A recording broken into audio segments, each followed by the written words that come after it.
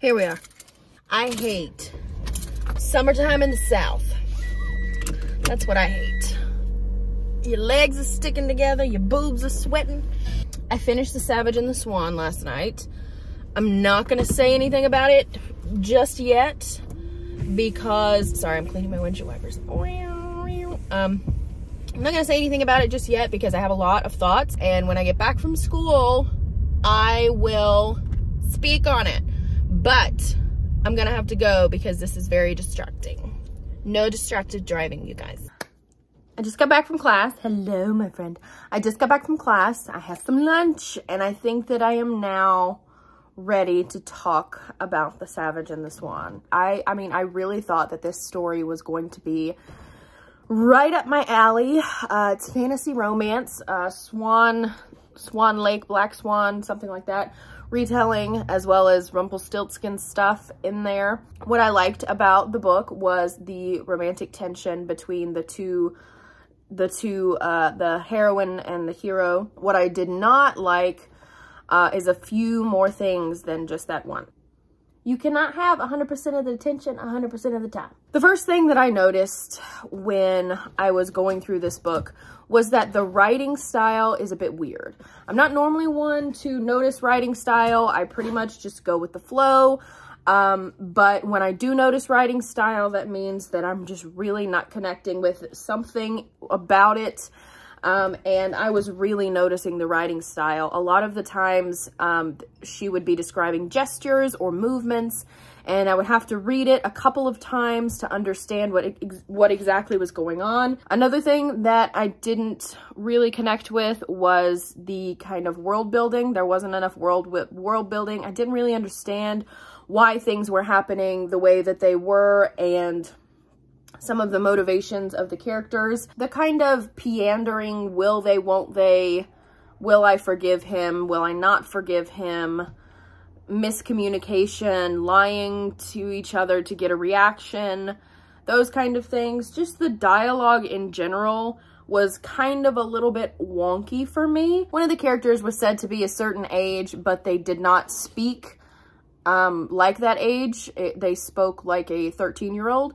So it was a little bit inconsistent for me. Like I said, the dialogue was a little bit wonky. Some of the things that were said, I was just like, why? And I enjoyed it enough to finish it. So that tells you something. I enjoyed it enough to finish it. I had fun while I was there. But the more that I read, the farther I got into the book, the more questions that went unanswered. And by the time that I was at the end, I was just slightly confused. Other than that, I'm probably going to take today and tomorrow and maybe the next day to finish my reread of Crown of Midnight. And after that, we'll just have to see. Okay, so here's where we're at.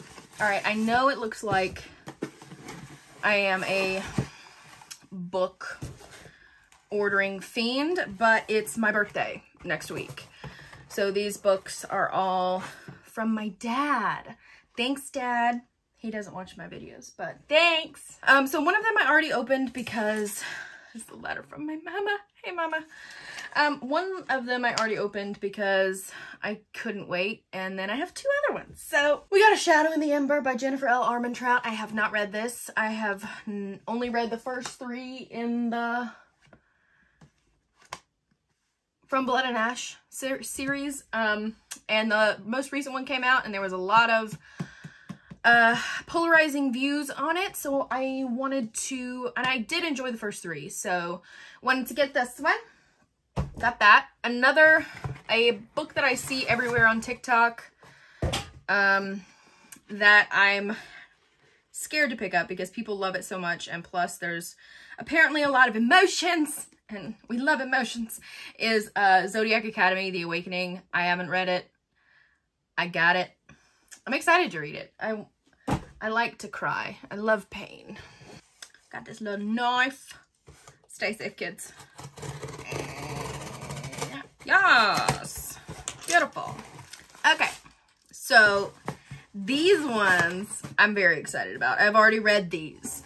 And I talked about them in my, my recent favorite romance reads.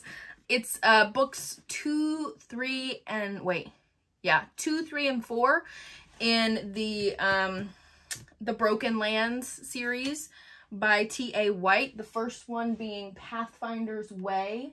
So we got Wayfarer's Cape, babes. I've already read these. I'm so excited to have them in my hands. This one's dirty. Oh, we're gonna have to clean you, honey. Mist's Edge, and then the beginning of the companion series, The Wind's Call. Like I said, I've already read them, already love them, have no idea where I'm putting them. The Polarizing Queen herself, The War of Two Queens, which is the most recent book in the From Blood and Ash series, which I really like. I haven't read this one personally yet. I haven't read the other one either, but I've read the first 3 and I really like the series, so I'm hoping to continue to like it. The chapter headers are beautiful. Anyway, doesn't matter. So I'm excited to read these. Anyways, that's all I got to say. I'm gonna film this video now. It's my April wrap-up. It's already up when you're watching this, so you should go check it out. Hi! Hello, beautiful people. I'm getting ready to leave for class, but I needed to update you guys. Okay, anyways, I needed to update you guys. It's Friday. Now I finished a book. I finished Crown of Midnight, finally, by Sarah J. Maas. This is a reread, so I have read it before.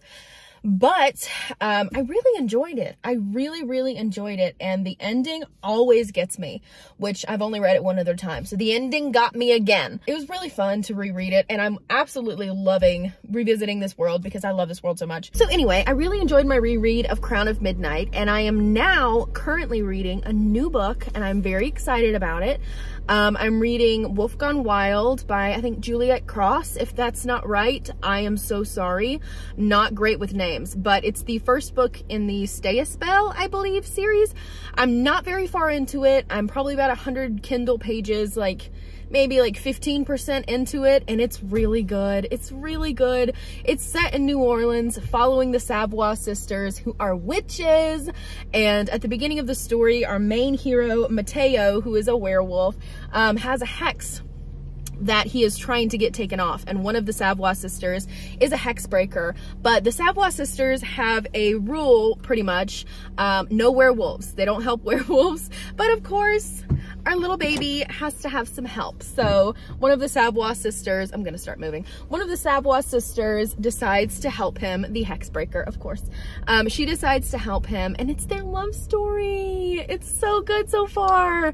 And it's a slow burn, and it is fantastic. I am absolutely loving it. It is so sweet. Mateo as a hero, he is so kind and so sweet and so like soft-spoken, but then you get Alpha, who is his wolf, in his mind also speaking, and he is like the complete opposite of Mateo, and I love it. I'm loving it so much, and I'm so excited to continue reading it. It's one of those books that warms my heart, makes my heart flutter a little bit, and I'm really loving it.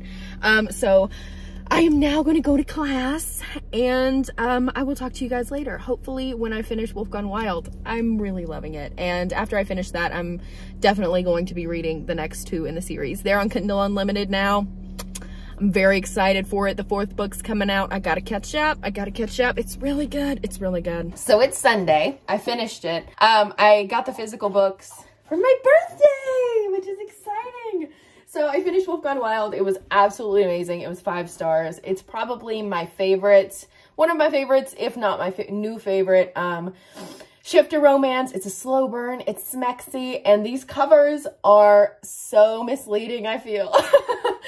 Because it looks like a YA contemporary romance or something like that. But it is a very steamy book. And I loved the slow burn. It was fantastic. It made it so much more satisfying when the people finally get together. So I did start Don't Hex and Drive by Juliette Cross, which is the 2nd book in the Stay a Spell series after Wolf Gone Wild, and I'm enjoying this one as well. This one's following another Savoy sister, Isadora, and as she is riding her bike home one day, a vampire hits her with his car, and he is in town helping the local vampire lord man with a case involving some missing girls. I'm on page 280, so I'm literally almost done, but it is shaping up to be another 5-star read. I'm really, really loving the series. Wolf Gone Wild has a ton of nerd references in there. There's Marvel references, DC references, comic books, Star Wars, all kinds of stuff. It's really awesome. But anyways, thank you guys so much for watching, and I will see you guys next week with another reading vlog.